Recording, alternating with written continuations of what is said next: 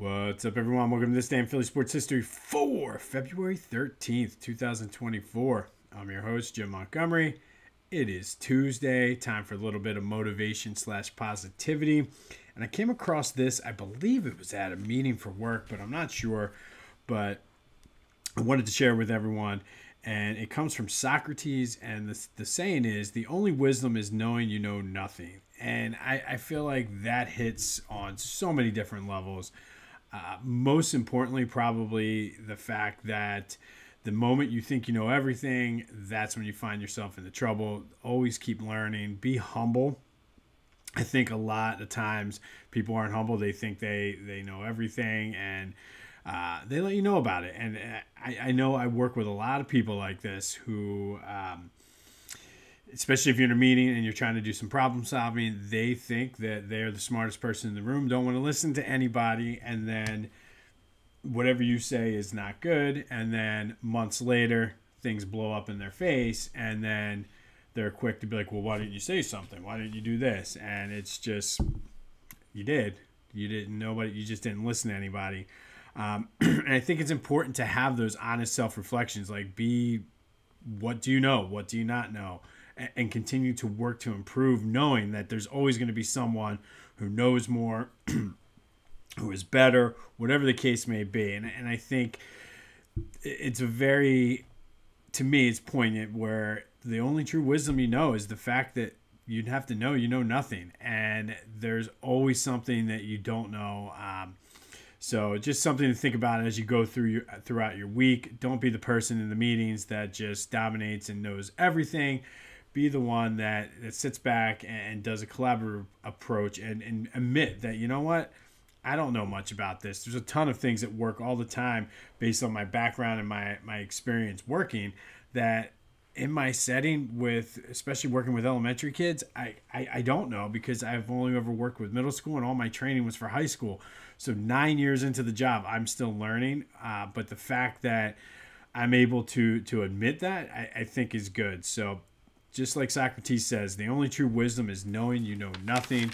Don't be the smartest person in the room, or be the smartest person in the room, but don't tell everybody you're the smartest person in the room.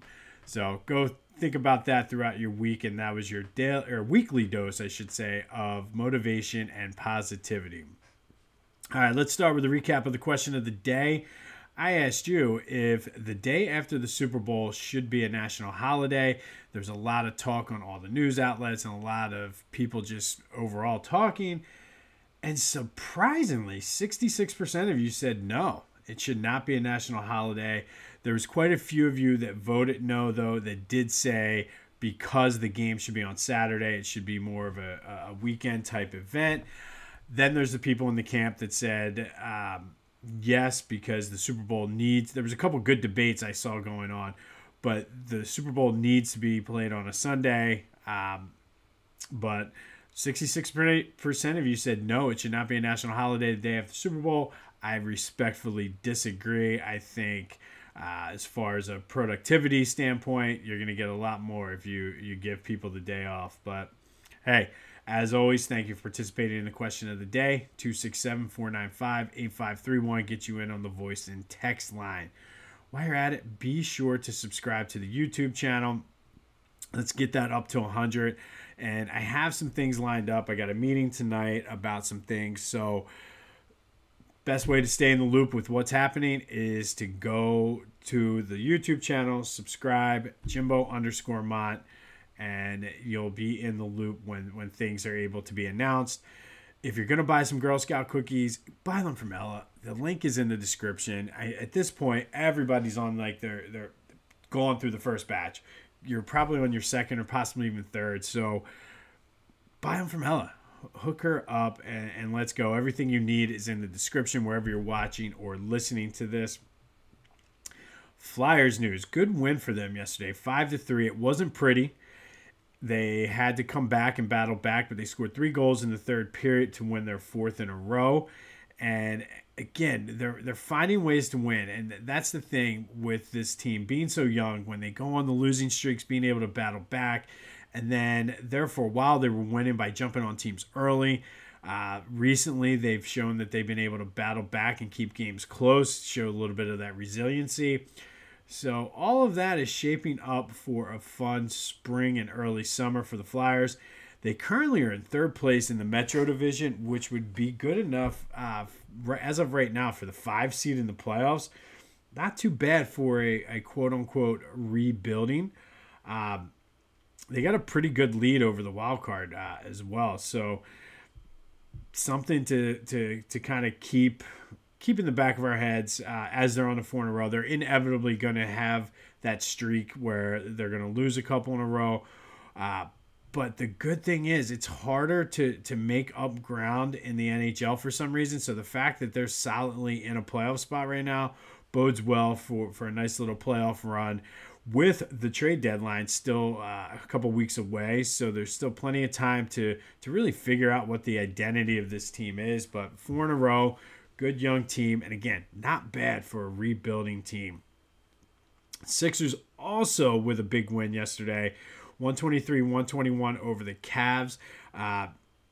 Winning on the road, and the fact that the Cavs are going to be one of the teams that they're going to be battling for playoff position, it's good. I mean, I really think that they're learning to play. B-Ball Paul is showing that he can be a viable option to back up Joe. Buddy Hield so far has been better than advertised. And I know there's a lot of people, even when I asked about the trade deadline question last week, that were concerned about his ability to play defense and be a team player. But, I mean, 3-4 games in now, he's, like I said, been better than advertised. Listen, once everybody's healthy, this team is going to be dangerous. And I do like the fact that Kyle Lowry's coming in. I'm not expecting prime Kyle Lowry, but I still think he might have a little bit of something off the bench in the tank. Definitely provides leadership, and he's played under Nick Nurse, so he knows the system, so he could be helping to coach some of the young guys. I think it's an all-overall win-win. He will be able to officially sign this afternoon after he clears waivers, assuming that he does, but by all likelihood he will be. So things are looking good for the Sixers. They play the Heat tomorrow, and then they get the much-needed All-Star break. Hopefully everyone who is banged up a little bit or sick is able to get healthy.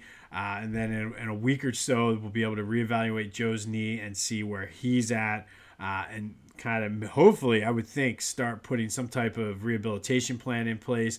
I would imagine he's doing whatever he can cardio-wise. I don't know if that's like an elliptical, a bike.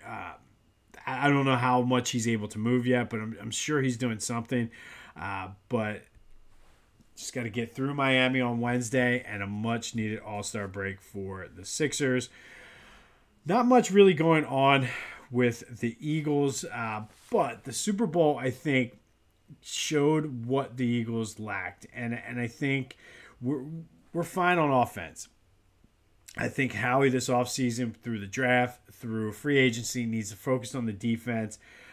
Because they need to get the pieces, or it doesn't matter who the defensive coordinator is.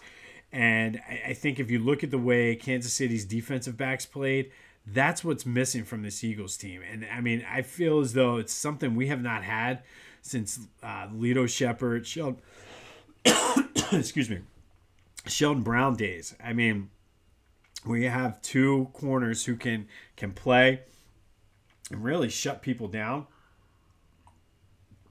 but also are aggressive. And I think that's what's missing from this defense right now, or at least for last year. They weren't aggressive. So I think the Super Bowl showed us what the Eagles need, and now it's up to Howie to make sure the pieces are in place.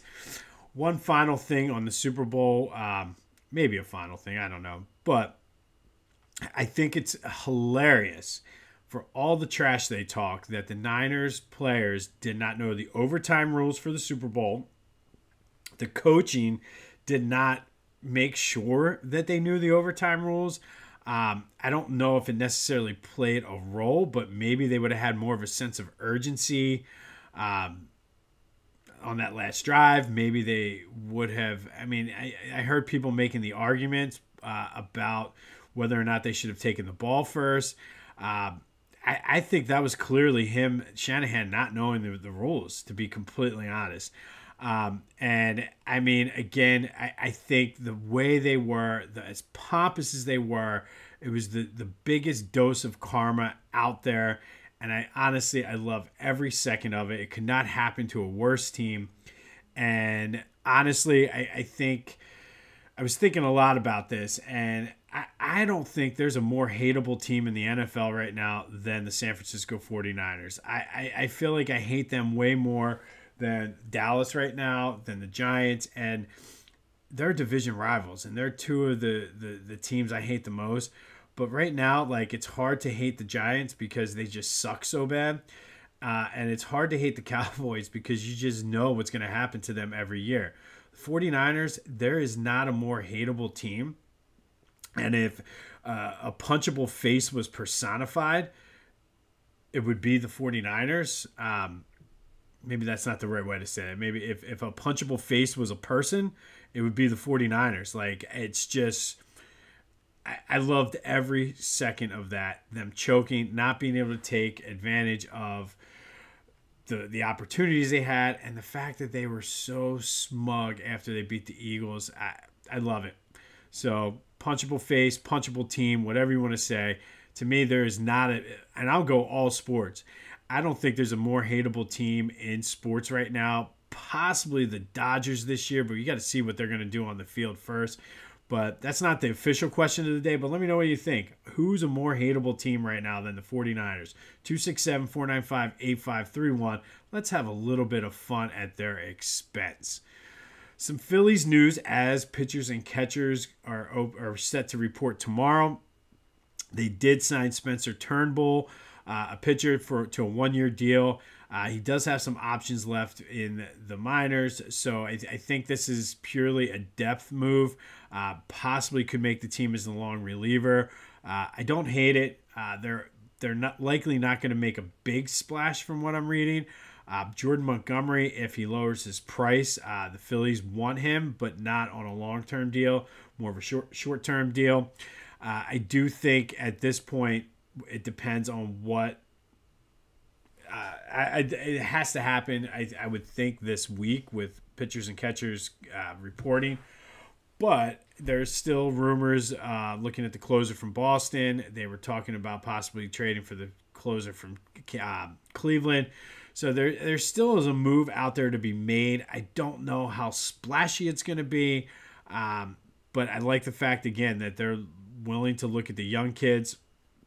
We'll have more on a Phillies preview as we get closer to the season.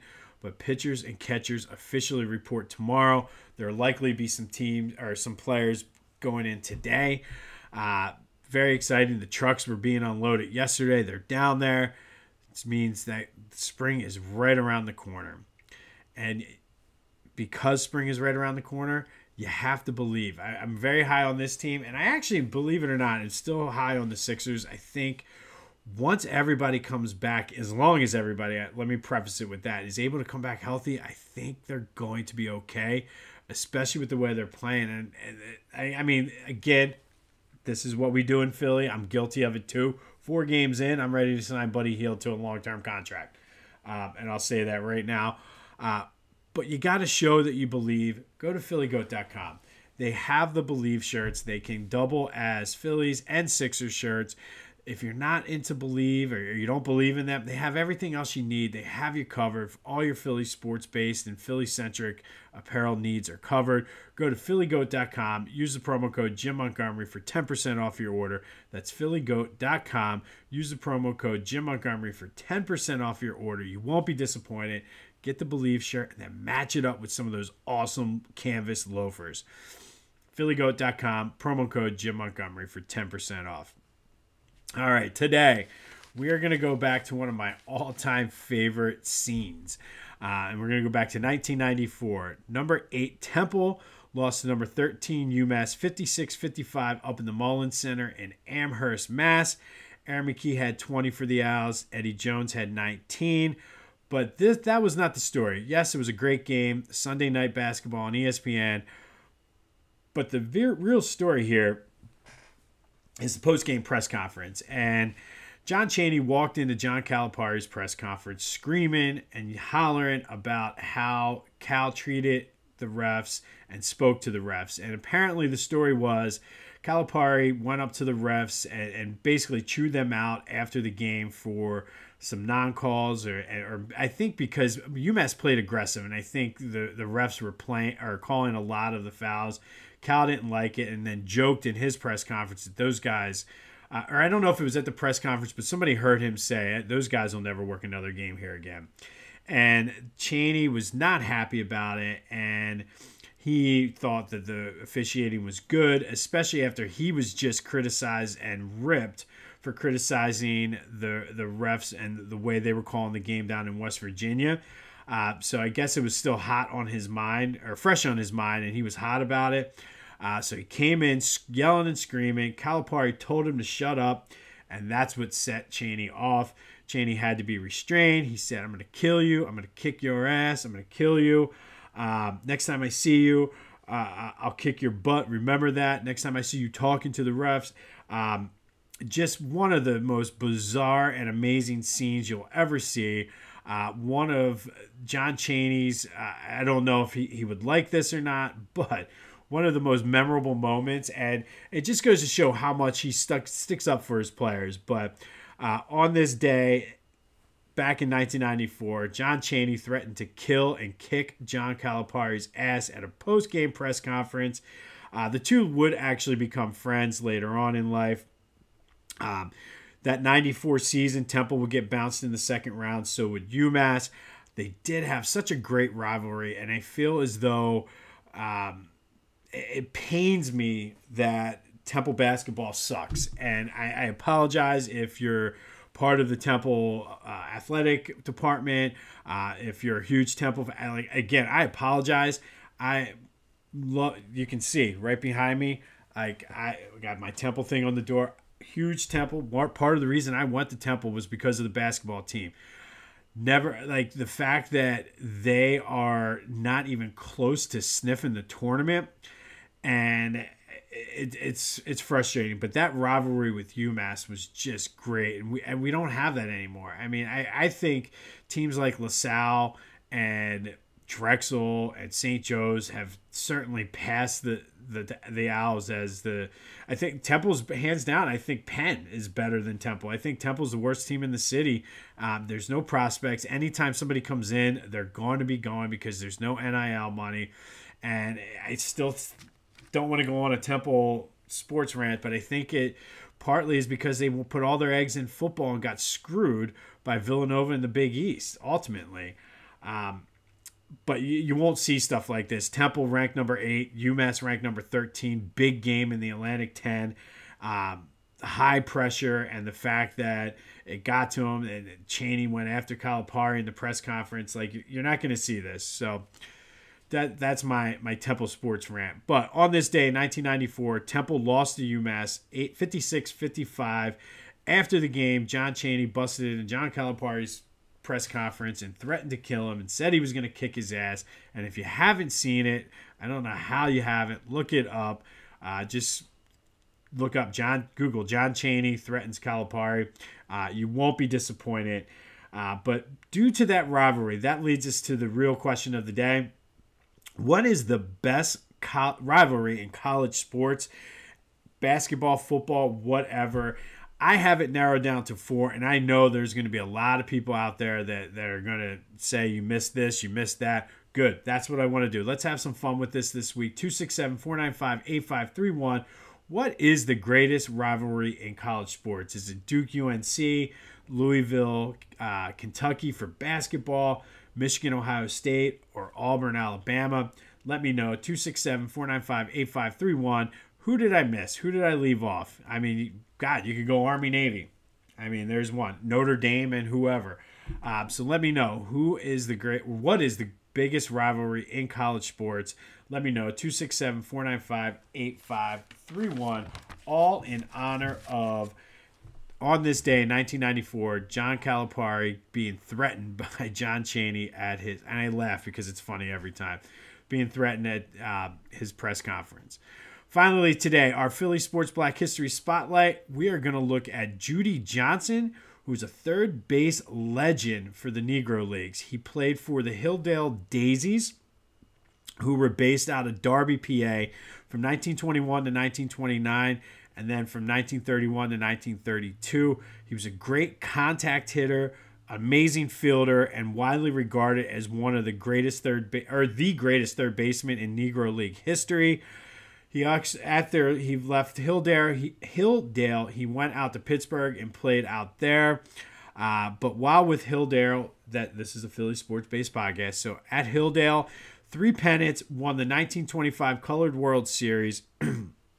After he retired from playing, he spent some time as a scout for a lot of big league teams, including the Phillies, and actually encouraged them to sign Dick Allen to a contract. So without Judy Johnson, there would be no Dick Allen in Philly.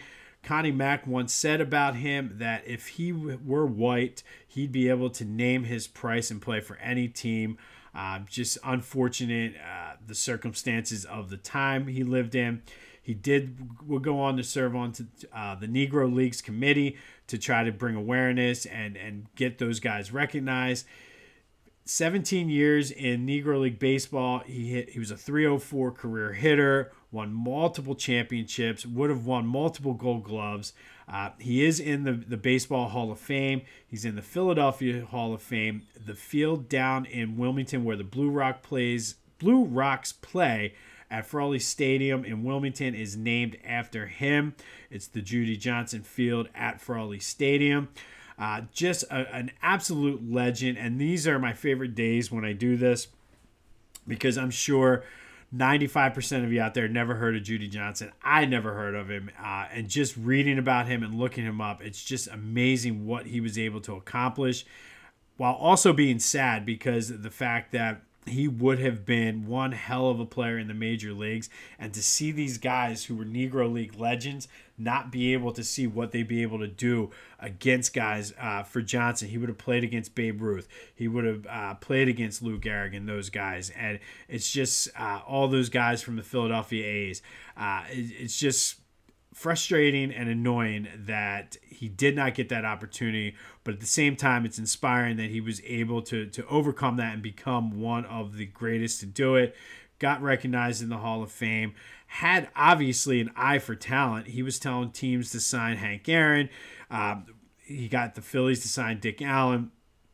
So just a true legend of baseball, either league, to be completely honest. Judy Johnson, third baseman for the Hilldale Daisies, based out of Darby, PA. Hall of Famer, and just 3 pennants, won the World Series. Just an amazing player, and I'm looking forward to. I'm going down to see my meeting tonight is with the curator of the Negro League display down in Cherry Hill. There was one this summer down at on the Cherry Street Pier. So I'm looking forward to that, learning more about these guys who really are unknown heroes that their names need to be out there. So let's spread the word on this. If you're talking with people at work, bring up Judy Johnson. Let's get some recognition for these guys who were ultimately helped to grow the game of baseball, but don't get the recognition for it. So Judy Johnson is today's Philly Sports Black History Spotlight of the day. On this day, back in 1994, Temple lost to UMass 56-55, but the big story was John Chaney threatening to kill and kick John Calipari's ass after the game. They would become friends, but that UMass-Temple rivalry during this time was as good as it gets. But that's today's question of the day. Let me know, what is the best college sports rivalry today? Duke-UNC, Louisville, Kentucky, Michigan-Ohio State, or Auburn, Alabama? Or is it one that I completely forgot about? 267-495-8531. Get you in.